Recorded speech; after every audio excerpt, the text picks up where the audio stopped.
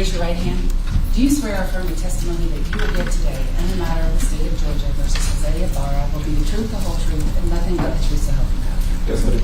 If you could please take a seat and state and spell your first and last name. My name is Alexander Colvin. Last name C-O-V as in Victor, I-N. Where do you work, sir? I'm currently employed at the Georgia Bureau of Investigations, Division of Forensic Sciences, commonly known as the State Crime Lab. How long have you worked there? Going on 10 years now.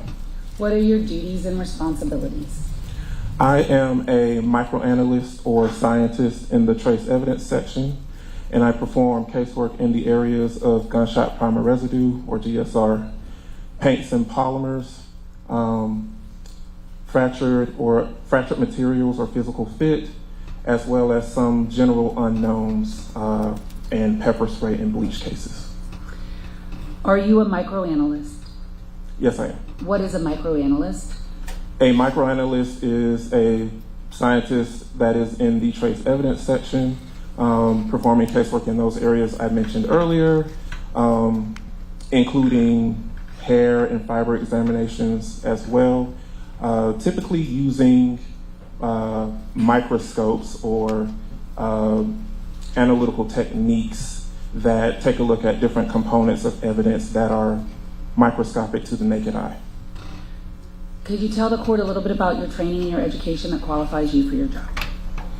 I received a Bachelor of Science in Chemistry from Albany State University, and upon being hired at the GBI Crime Lab, whatever area of analysis is needed at the time upon being hired, that will be the training program that you will begin. So for me, when I was promoted to a scientist, the first area of casework that I began in was GSR.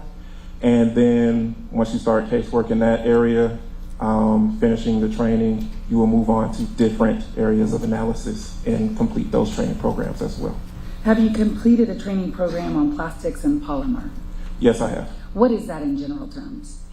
Plastics or polymers are monomers or molecules that are chemically bonded together to form structures.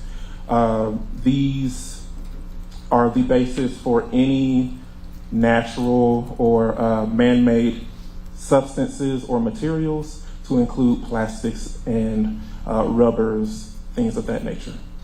Could you describe what kind of training you have received in that area? The training for that particular area of analysis involves practical exercises, written and oral exams, lots of reading, and at the very end, for certain areas of analysis, there will be an oral board or a mock trial phase, and then a supervised casework phase where you're doing real casework while your trainer is going through these technical processes with you. And have you completed all of that training? Yes, I have. Have you previously been qualified before as an expert in the field of microanalysis? Yes, I have. And is plastics and polymers like a subsection of microanalysis? Yes, it is. How many times have you been recognized an expert in the field of microanalysis? Generally about 84 times. And would that include in the superior courts of the state of Georgia? Yes, it does. Your Honor, at this time, the state would tender Mr. Colvin as an expert in the field of microanalysis. Any objection? Okay. The witness will be allowed to testify as an expert in the area of microanalysis. And Mr. Colvin, I'm going to hand you some items. I have some less with you.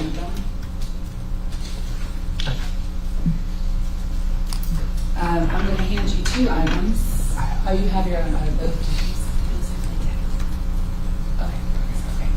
I'm going to hand you 2 items, dates 149 and 244, and I'm going to ask you some questions, and I'm going to stay away from you when you open those. Okay.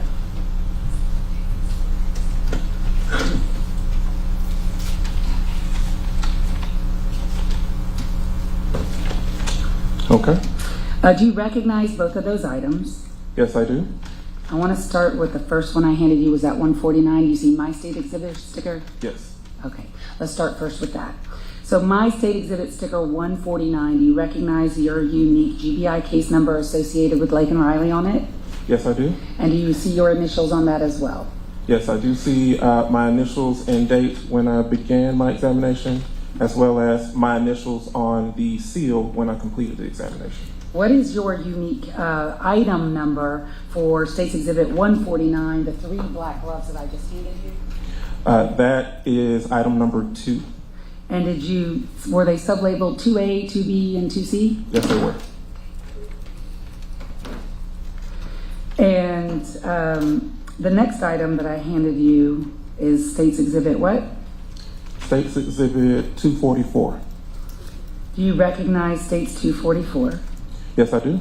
And do you see your initials and your GBI unique case number on State's 244? Yes, I do, as well as the initials on the seal when I completed the analysis. And State's Exhibit 244, does it have 3 gloves in it as well? Yes, it does. And what unique item number were those 3 gloves given at the crime lab? Item number 40 and sub-itemized as item 40A, 40B, and 40C. And in your report, is it noted where item 40 came from? The gloves from item 40, let's see. And that's your item 40 for the record? Yes, my item 40. Your Honor, may I look at my notes, please? Just to make sure I'm getting this correct. So the gloves from item 40 were identified as being recovered from an apartment complex, or an apartment inside of a drawer. All right. So did you look at those 2 exhibits, States 149 and States 244? Did you examine both of those exhibits? Yes, I did. And what did you do to both of those exhibits? Tell us how you did it.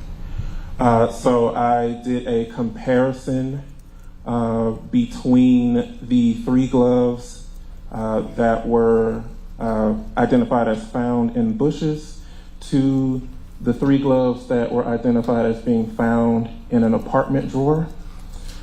This included taking a look at all of the physical characteristics of these gloves, taking measurements for the sizing of the gloves, thickness measurements of the gloves, as well as noting any physical characteristics on the gloves, such as these black gloves having a very small textured gridded pattern on them. And then upon noting that these 2 sets of gloves are consistent physically, I then moved on to a microscopical comparison using a polarized light microscope to compare the optical characteristics between the 2 sets of gloves, and then a variety of analytical techniques that allowed me to compare the chemical components of the gloves, the elemental constituents of the gloves, as well as the optical characteristics of those gloves. What were your conclusions? My conclusions were that the black disposable gloves that were recovered from the bush are like the disposable gloves that were recovered from the apartment and could have originated from the same source. What is the chemical makeup or the composition of those gloves, both States 244 and 149? Are they latex? Are they plastic? What are they? Typically, disposable gloves, as we all know them, are composed of latex or PVC or polyvinyl chloride or nitrile gloves, so rubber. However, these gloves were polyethylene. What is polyethylene? Polyethylene is just another polymer type. Polymer type. Typically, when it comes to polyethylene gloves, these are maybe a more inexpensive type of disposable glove that may not stretch as much or have that rubbery or latex quality to them.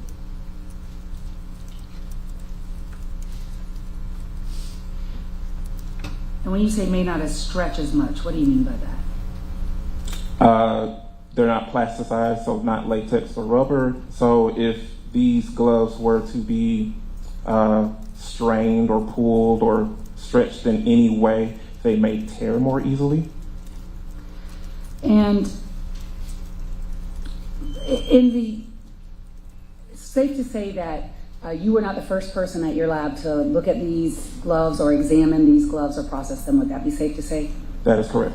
And I know that you all have a certain order about how you do things. It's trace, latents, DNA. Can you tell us if you know, and I don't know if you know, so I'm asking it this way, you know in what order the gloves went? What number scientist were you in your lab to examine these gloves and test them? I believe I was the last scientist to do an examination on these gloves after processing, after latent prints, and then I believe biology as well. Okay. All right. Thank you. That's all I have. I'm gonna cross this in. Thank you,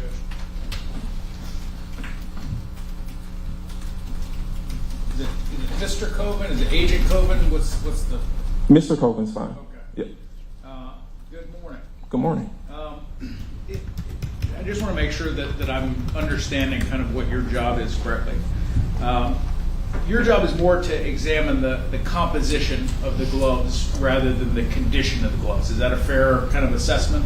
That's a fair assessment. I may note the condition of the gloves, but doing a comparison will be more so not based on the condition I received them in. Okay. Yeah. The condition of the glove and kind of things that might be relevant to an investigative purpose might have been covered by the other scientists who had before you, right? That's correct. That's reasonable to expect. The Yes. trace people, the processing, I think is what. Processing, Is referred belief to. latent prints, and then DNA biology as well. Okay. And all of those people are it starts when the gloves are how they're found, right? How the GBI gets them. Correct. Okay. And each one of those kind of processes affects what those gloves look like in the end. Is that fair to say? That is fair to say, yes. Okay. They're putting chemicals on them perhaps, or fingerprint powder, that sort of thing? That is correct. Okay. They might even cut the gloves in half. That is correct. Okay. And so the condition when you got them would not have allowed you to, you talk about measuring the gloves, but what you were talking about is the size of the gloves, right? That is correct. Okay.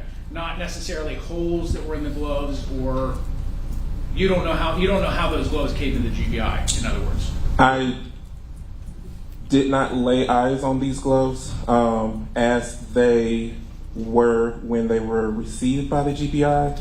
However, when it comes to doing the measurements that I did in this examination, any areas that if they were damaged or altered in any way, I tried to stay away from those areas so I could do the best comparison between the known gloves and the questioned gloves from the bush.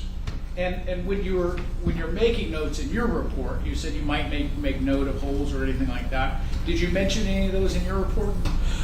In my report? Yes. Not in my report, but there was mentioned in the notes, yes. Okay. When you say they're like the gloves recovered from the apartment, that just means that they're the same kind of gloves, right? That's correct. So when we're referring to them being like each other, this is the optical characteristics I mentioned, the physical characteristics with the textured pattern, the same polyethylene-based type of glove, same measurements, etc. Okay.